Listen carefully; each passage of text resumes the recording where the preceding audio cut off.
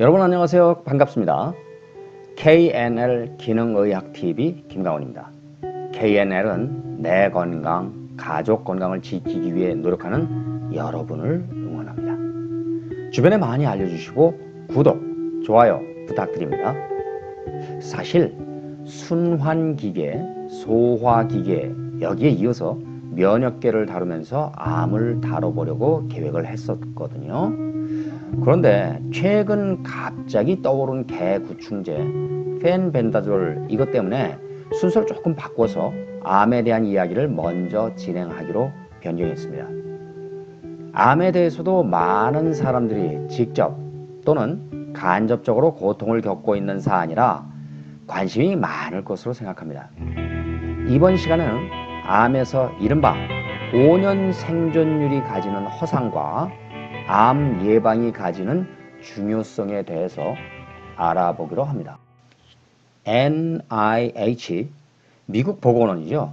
여기에서 제시한 SEER은 암 통계의 대표적인 표준 자료입니다. 하지만 통계의 내용을 살펴보면 논란거리가 되기에 충분하죠. 유방암 환자의 5년 생존율은 거의 90%에 이르는데 이 수치를 보고 여러분은 어떤 생각이 드시나요? 이걸 보고 누구나 5년 생존율이 90%라면 유방암 환자 100명을 치료하면 90명은 생존한다. 이런 뜻으로 생각할 겁니다. 만일 이렇다면 매우 희망적이고 고무적인 일 아니겠어요? 그런데 이 개념은 유방암 환자의 사망률을 같은 나이대의 여성 중 유방암이 아닌 이유로 죽은 일반 여성의 사망률과 비교해 나타낸 것입니다. 즉 비교 생존율 이걸 뜻합니다. 그렇기 때문에 갑상선암 같은 경우는 100%가 넘는 5년 생존율이 나옵니다. 황당한 일이죠. 유방암 환자들만을 대상으로 한 생존율은 29%이고 치료 과정에서 5년 안에 100명 중 71명은 사망한다는 겁니다. 29%니까요. 의도적으로 만든 비교 생존율의 수치에 현혹되지 않아야 합니다. 미국 암학회에서 5년 생존율이란 말을 만들어 쓰기 시작했습니다. 병원에서는 암 완치라는 표현을 쓰지 않습니다. 좀 납득하기 어려운 통계적 개념이 만들어지고 NIH의 공신력으로 인해 의사나 환자 모두 5년 생존율에만 관심을 가질 뿐 수치에 가려진 본질에는 무관심합니다. 또한 5년 생존율에는 암이 재발하는 상황이 반영되지 않습니다. 5년을 지나서 하루라도 초과 생존한 환자는 5년 생존율 통계에 포함되어서 암 치료가 성공한 것으로 집계되거든요. 사람들로 하여금 엄청난 착각을 유발합니다. 국립암연구소 FDA 질병통제소가 알아서 지켜주겠지 하는 그런 믿음만 있는 듯합니다. 자, 그런데 이게 미국만의 일일까요? 우리나라도 다르지 않다고 봅니다. 정부 기관만 믿고 의지할 일이 아니라 암 환자와 가족들이 더 많은 정보를 알아보고 판단해야 합니다. 소세포폐암 96%, 난소암 67%, 췌장암 98%, 전립선암 69%, 직장암 91%, 위암 98%, 대장암 93%, 식도암 100%, 비세포성 폐암 96%, 신장암 92%. 여러분들 지금 읽어드린 이러한 수치가 뭐처럼 느껴지세요?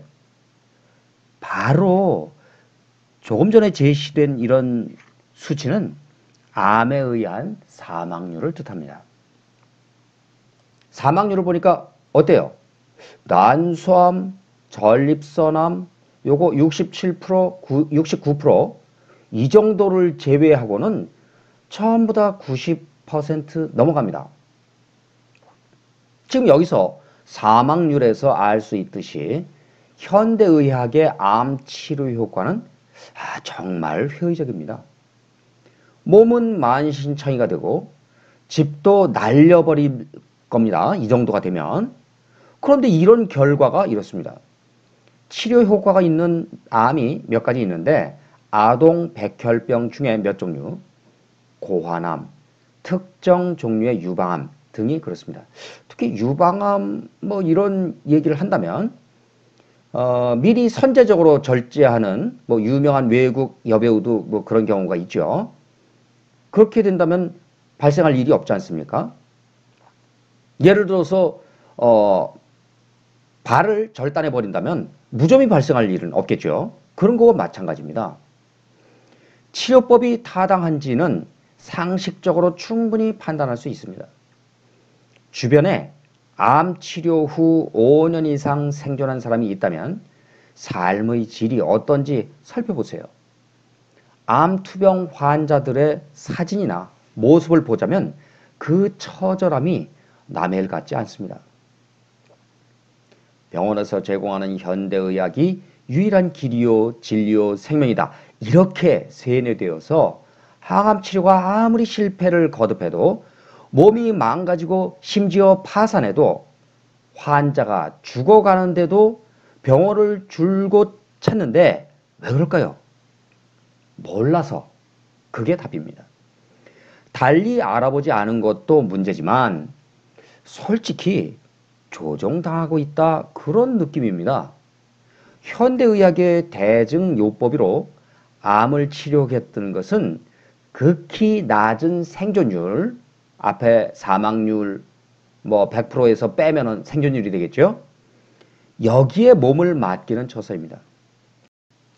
이젠 사람들이 깨어날 때도 되었는데 말이죠. 암은 예방이 최선입니다. 일단 암에 걸리고 나면 완전히 다른 차원의 문제가 되어 대응이 쉽지 않습니다.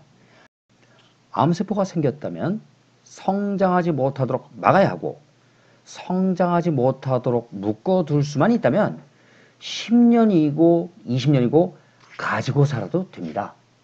물론 언제 어떻게 상황이 악화될지 예상하기 어려워서 일단 제거하는 것이 속 시원할 수도 있고 이것이 현대의학적인 방법이지만 생각보다 쉬운 일이 아니고 계획대로 잘 되지 않는 경우도 많습니다. 수술이나 항암 치료는 의사의 일이고 환자는 스스로 꼭 해야만 하는 게 몇 가지 있습니다. 수술이나 항암 치료의 고통은 온전히 환자가 감내해야 하지만 사실 암 극복은 수술이나 항암 치료보다 환자의 변화, 그 스스로 어떻게 변화하느냐 이거 여부에 의해 크게 좌우됩니다. 환자가 바꿔야 할 것은 식습관과 스트레스가 가득한 삶이다. 이것을 명심해야 합니다. 식습관 바꿔야 되고요. 이 살아가면서 스트레스가 가득한 걸 어떻게 벗어나냐? 바꿔야죠. 목숨이 달려있는데요. 그렇죠? 바로 그런 뜻입니다. 의사가 먹는 것이나 마음의 상태를 컨트롤할 수는 없죠. 그렇기 때문에 그래서 잘못된 정보를 주는 경우도 있습니다. 의사가 틀릴 리 없다. 이런 식의 믿음과 태도는 버려야 합니다. 이거는 의사를 불신하라 그런 말이 아닙니다. 환자가 해야 할 일이 의사보다 훨씬 많다는 것을 기억하라, 잊지 말라 그런 겁니다. 암 환자가 생기면 병원이 바빠지고 환자가 남자라면 아내가 바빠지는데 실은 환자가 더 바빠져야 합니다. 조급해지라는 게 아니라 관심을 가지고 많은 것을 실천할 필요가 있다는 겁니다. 좋은 정보를 아무리 들어도 실천하지 않으면 소용이 없다 그런 말입니다. 만일 당신은 암에 걸렸습니다 하고 의사가 말했다고 칩시다. 느낌이 어떨까요?